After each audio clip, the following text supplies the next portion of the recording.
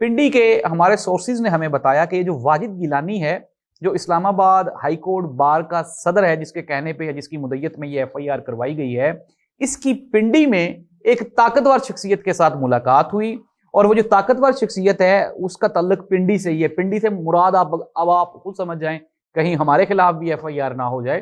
تو پنڈی میں یہ ملاقات ہوئی، اس ملاقات میں یہ پلان کیا گیا کہ ایمان مزاری قابو نہیں آ رہی، ہادی چٹھا قابو نہیں آ رہا، سلمان صفدر کو اٹھایا بھی گیا، اس کے بعد بھی وہ قابو نہیں آ رہا، نہیں میں ادھر پنجوتا ٹی وی چینل پہ بیٹھ کے ہماری جو ہے وہ بکھیے ادھیڑ رہا ہے، تو ان سب کو کنٹرول کیا جائے۔ انہوں نے کہا ان سب کو اکٹھا کرو، پلان بنایا گیا، اور پھر اس کے بعد یہ سارے کا سارا واقعہ ہو گیا۔ لیکن اب میں آپ کو بتاتا ہوں، میری پنجاب کے مختلف وکلا سے آج بات چیت ہو رہی تھی، اور وہ ان میں انتہائی اضطراب پایا جاتا ہے۔ وہ کہتے ہیں یار کہ یہ جو اسلام آباد ہائی کورٹ بار کا صدر ہے، یہ تو اپنے ہی وکلا کے خلاف اس نے ایف آئی آر کروا دی اسٹیبلشمنٹ کے کہنے پہ،